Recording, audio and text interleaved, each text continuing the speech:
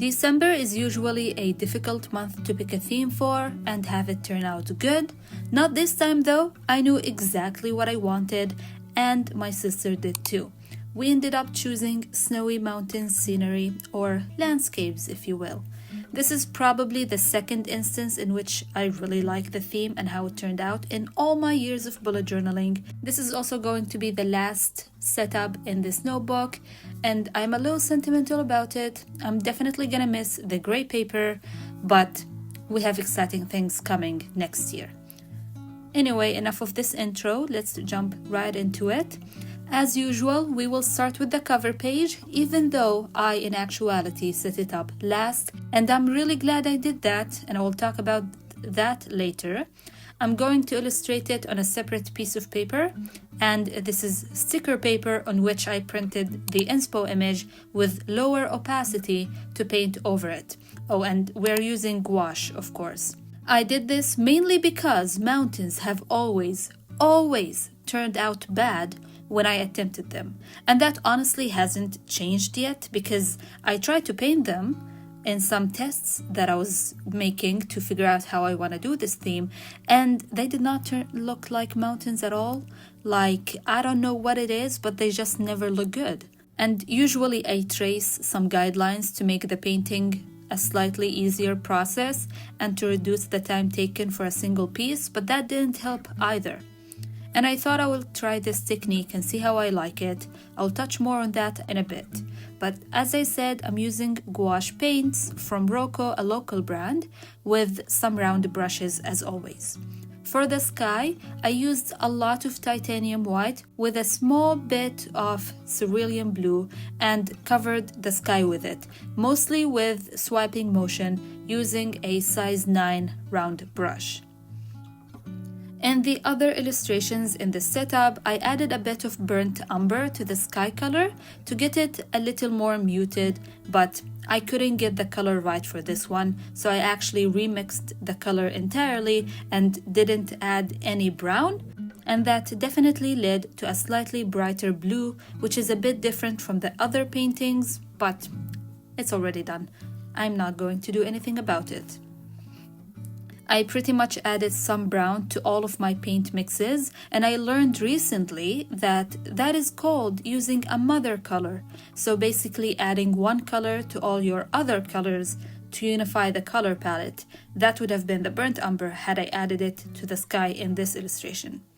Anyway, I used the same paint mixes but added a touch of burnt umber and used that for the shadows on the snow and the clouds as well as the mountains, adding more white or more blue as I needed.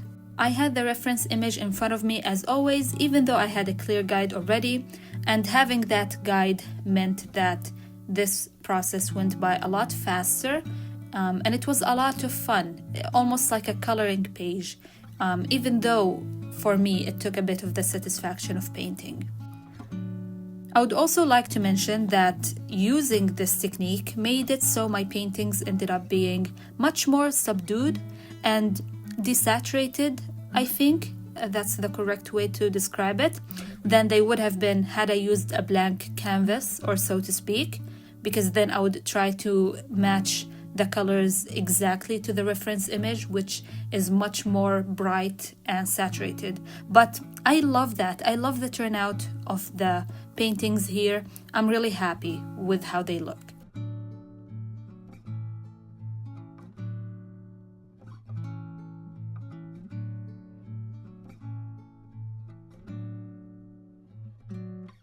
There are some pine trees scattered about, and I mixed sap green with some burnt umber, using more green paint than brown to get this really dark, earthy green, and used a 00 detail brush to do the trees, using diagonal lines going left and right from a central line, if that makes any sense. It's easier to see what I'm doing rather than me explaining it, to be honest, but these trees are really easy, and if you mess them up, we're gonna cover most of them with white for the snow that tends to pile on top of these trees, so it will get fixed.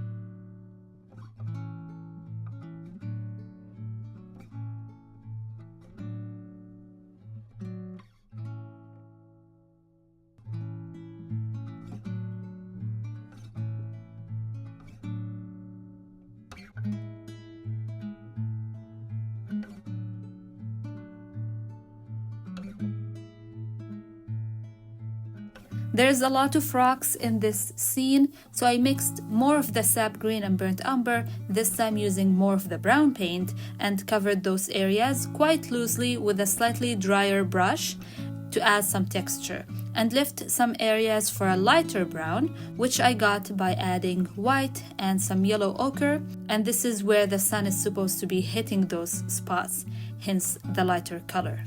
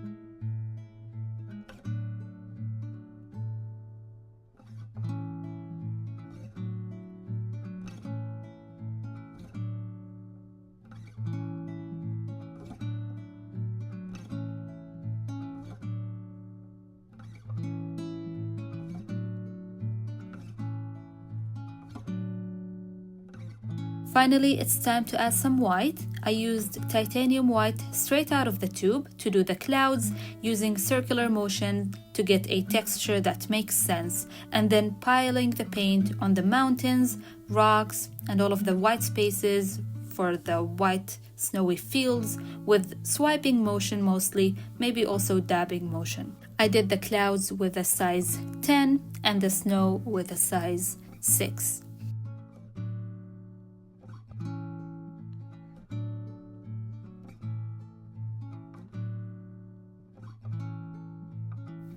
I forgot to mention this, but when choosing the illustrations for this theme, I specifically chose ones that didn't have any cabins in them, because in my opinion that makes it an entirely different feel, an entirely different theme and vibe. So I didn't want that, I didn't want any cabins, so I chose ones that only had like mountains and hills and trees and rocks and clouds, just mountain scenery without any cabins, because next year I am going to do a cabins theme, and that's all I'm gonna say. I'm not gonna give any more spoilers about that.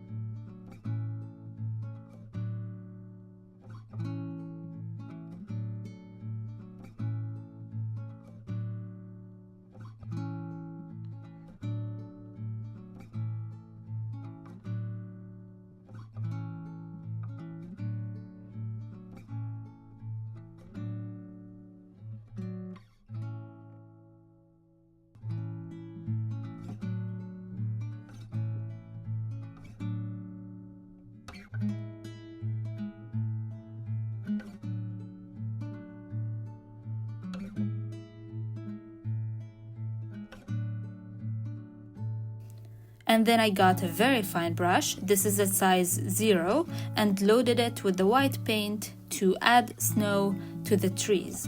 I think I kinda messed them up a bit here, but oh well, they look fine from a distance.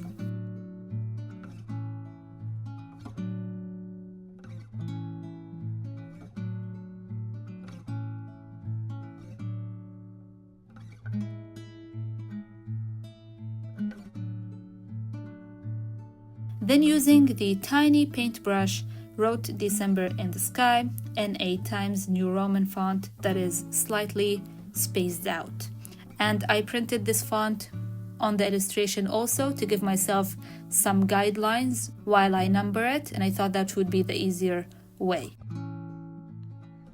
With that, all I have to do is peel the back and stick it into my journal. I think that's enough painting for now. Let's move on to setting up my monthly log.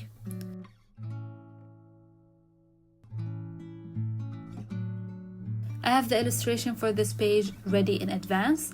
I actually filmed a separate video of the painting process if you would like to see it. It was my last video because I knew this video would be long enough without painting every illustration in this setup. So we are actually just painting the cover page and then the last page for this setup, and the ones in between I made them ahead of time.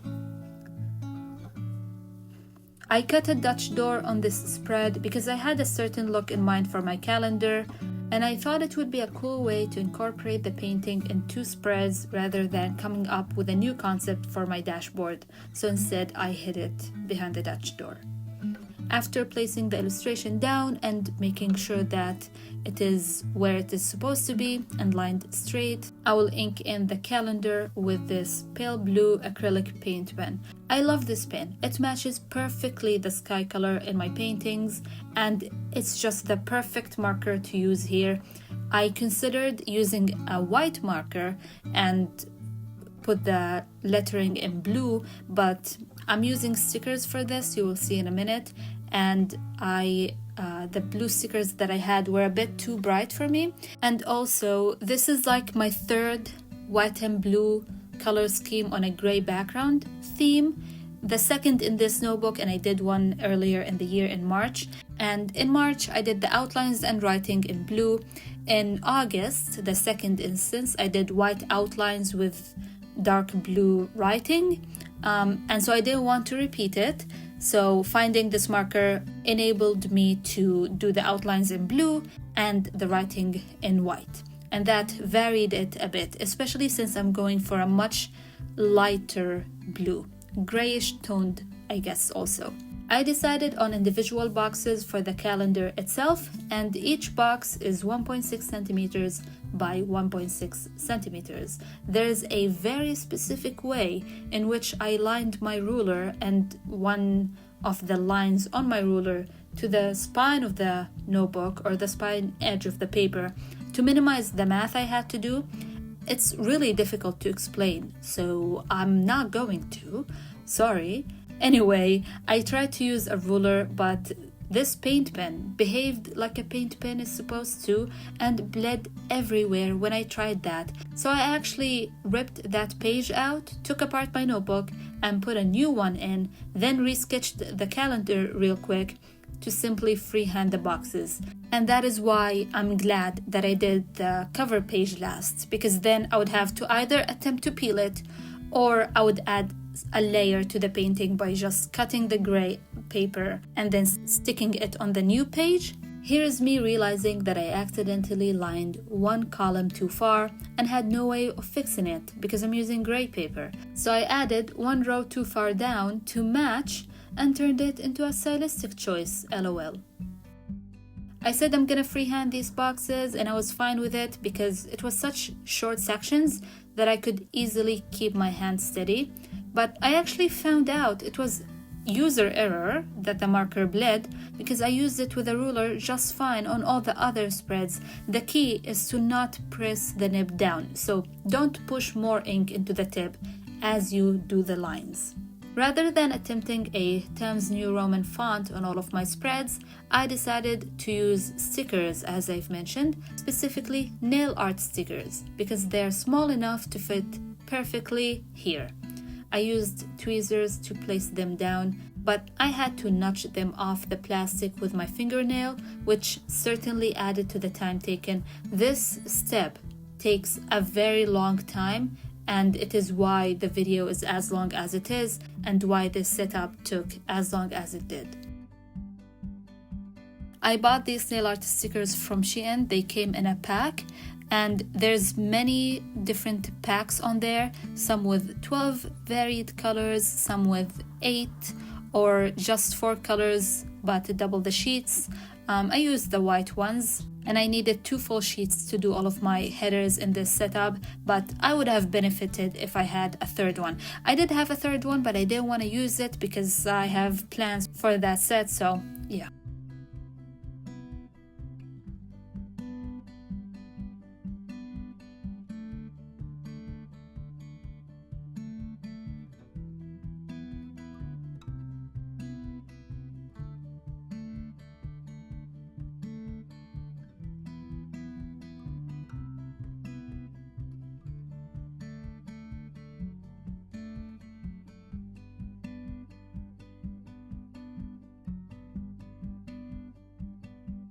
We will come back to number the calendar in a minute, but now over the Dutch door to my dashboard. I'm using the stickers as well for the headers with simple divider lines using the pale blue marker.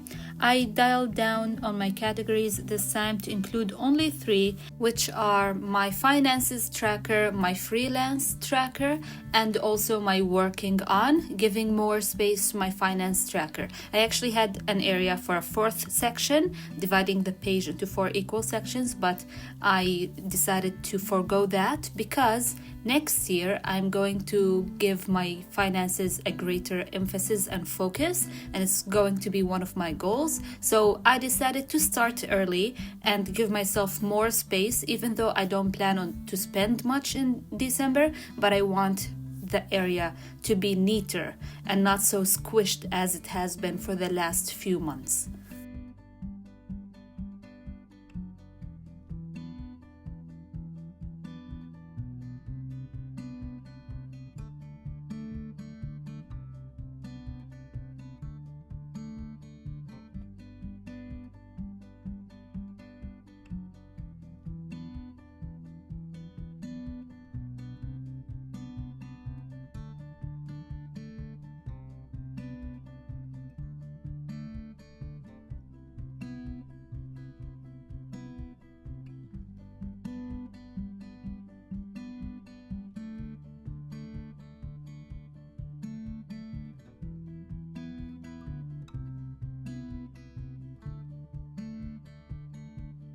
And on the small area besides the painting, I added only one of my lifestyle trackers this time to track my reading.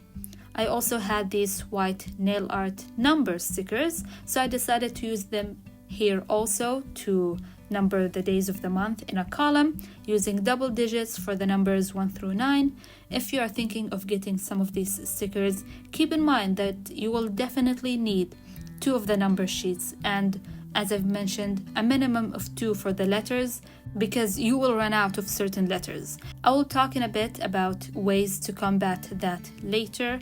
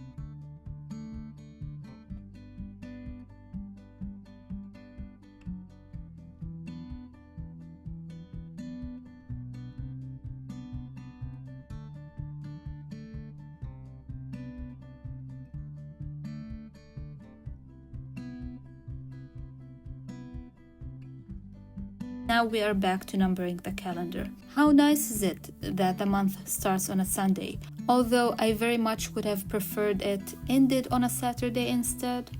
Anyway, I decided to put the numbers at the bottom of the squares because that made the most sense with how I placed the days of the week. I've never done that before, but I don't mind it.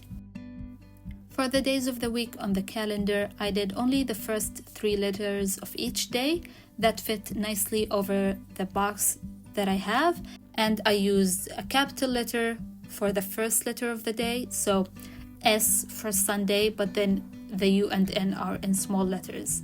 And I did that for all of the days of the week. I wanted to add a December header here somehow on the side of the left page that isn't covered by the Dutch door, so it would be visible on both pages. But honestly, I wasn't really sure how. I tried a few ways, like having very big letters in a bold Times New Roman font and they would be like stacked, but I just didn't like it, so I didn't add it. If you have any suggestions, let me know in the comments.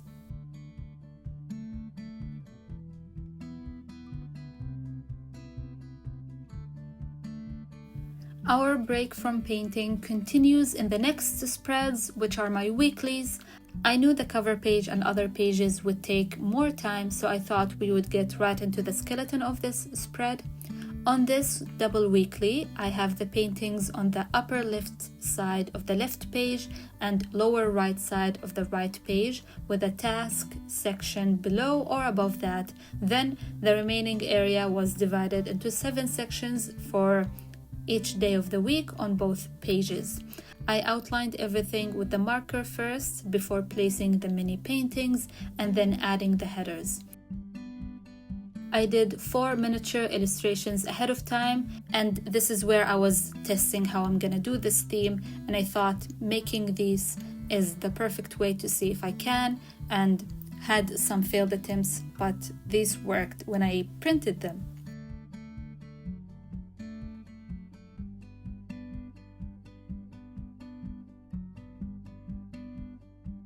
I didn't properly think this through, so on the left page the days start with a capital letter and the rest are lowercase, but on the right page all the letters are capitalized. That is mainly because I didn't have enough to repeat them 4 times in the same style, and my poor planning / thinking meant that I didn't proportion them properly on my weeklies so that each set has matching styles. It's such a small detail that is not noticeable really because the letters are so small, and also I lined them up on the spine or edge of the box, so the blue interferes a little bit, so only if you're looking close you will truly notice it, and I'm okay with that. And I placed the numbers right under them in a vertical style. So for Tuesday, TUE, and then 03 or whatever the date for that certain Tuesday.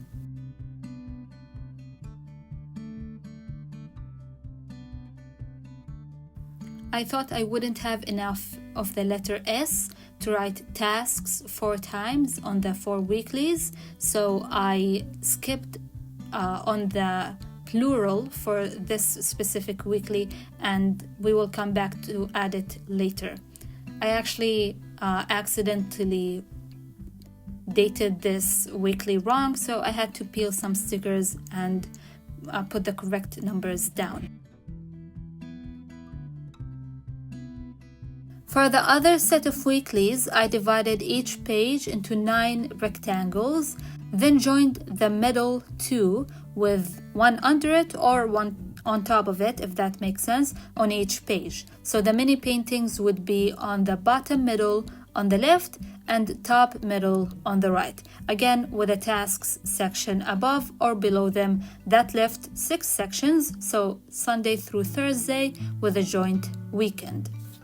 And this time I placed the stickers in the middle top of each rectangle, if that makes sense. Again, we started with the skeleton of this spread, doing that with the blue marker and then placing the 2 illustrations where they are supposed to go. I actually numbered these illustrations to know exactly where I wanted them to go, and then added the headers to all of the sections.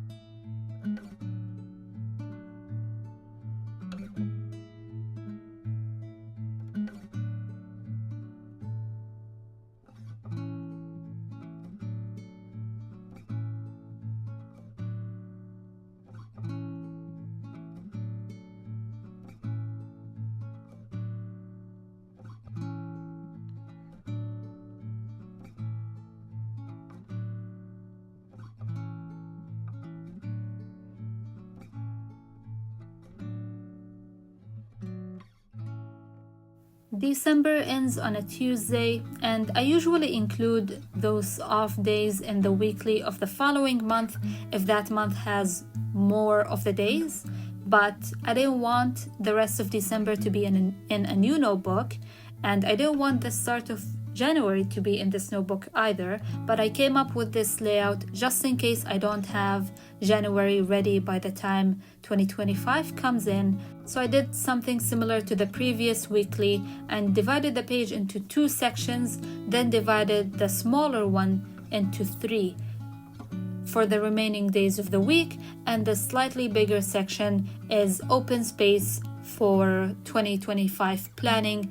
If that is January, so be it. If that is just general planning for the upcoming year, that would be it also. So very simple, but that is not so for the next page. I think it's time for more painting. I have this horizontal image that I taped down to the notebook, which is actually 2 vertical images because I couldn't find any landscape oriented snowy mountain scenery that I liked. So this, I actually just duplicated it side by side and slightly offset it to make it just one long scene the way I have it here.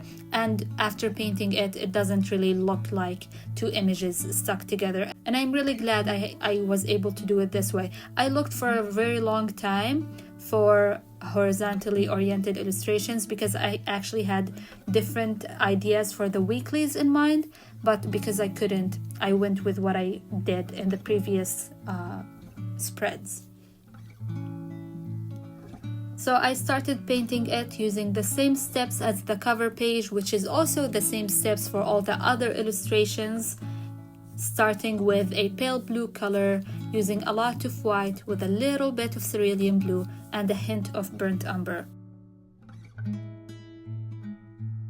Then darken the color with more cerulean blue or more burnt umber to do the shadow of the snow and the mountains as well. This time the clouds didn't have much shadows. Using a size 9 for the sky and a size 7 for the shadows.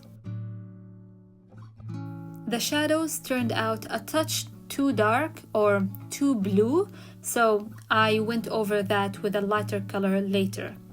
I treat this step almost as color blocking because I will come back later to add white and I will add the texture using the white, and that will help it blend and give it the correct texture.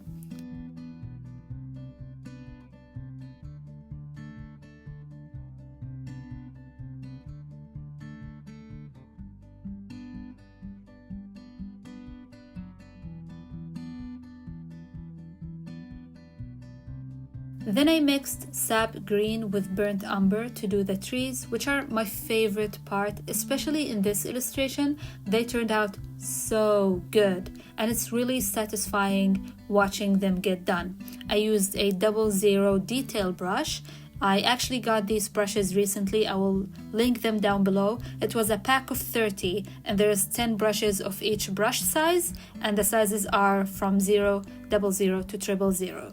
I tend to ruin those brushes the fastest, so having a lot of them is handy.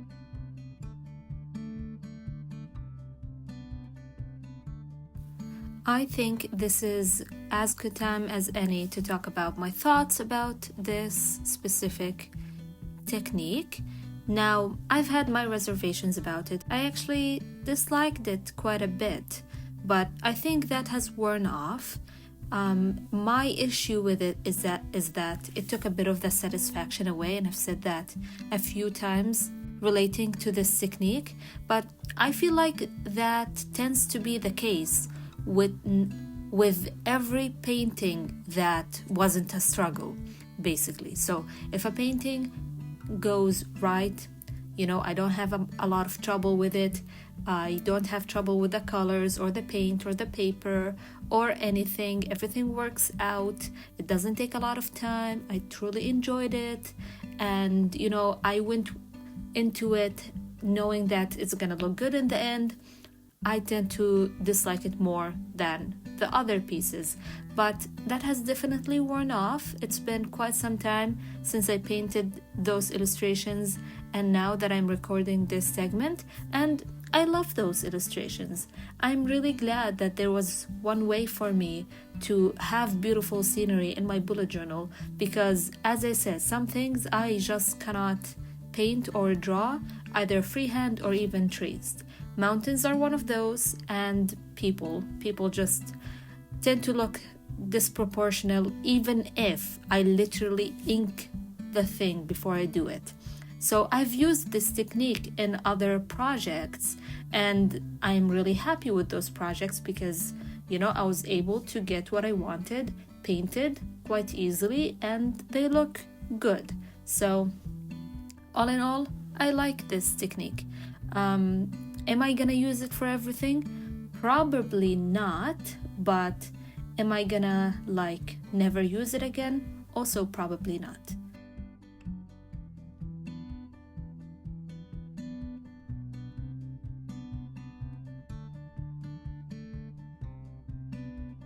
Then I added more brown to do the trunks of the trees, though it's not too noticeable here because they are such small trees. But I added that nonetheless.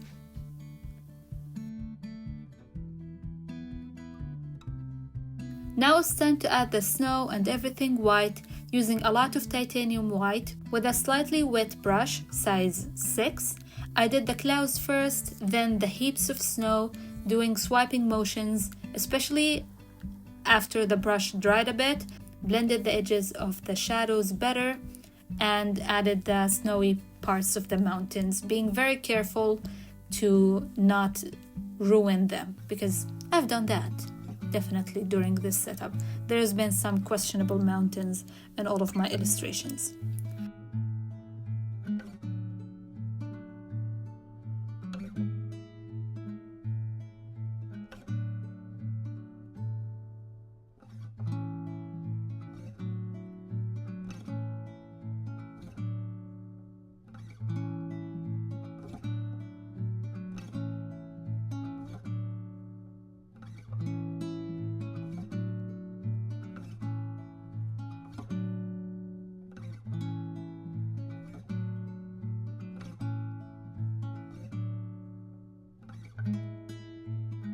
Then using a finer brush, this is size 0, I added the snow to the trees, and this really transformed it, especially the trees in the middle of the illustration. I love how they look with the snow.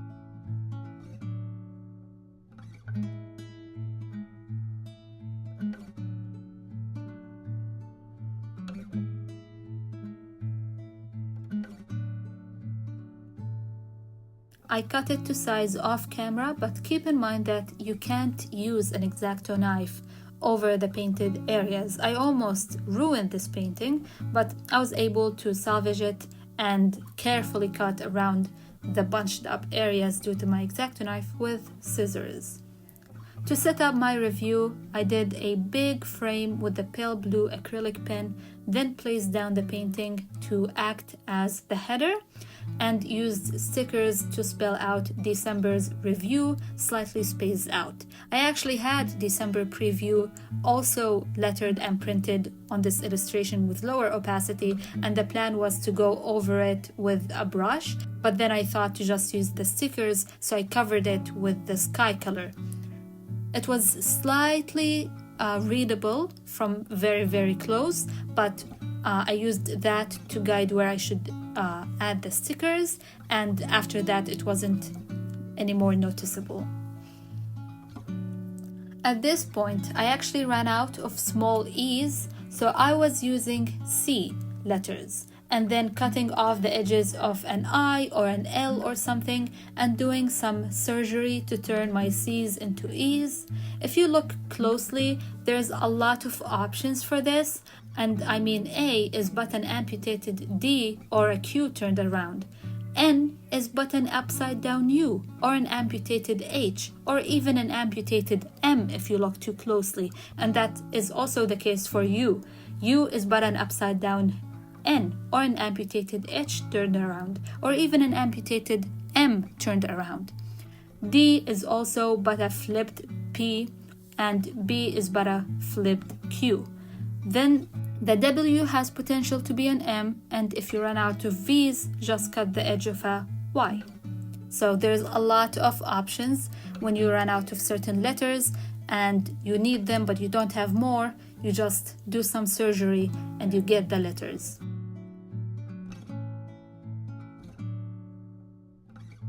But that is it for my December's Bujo setup.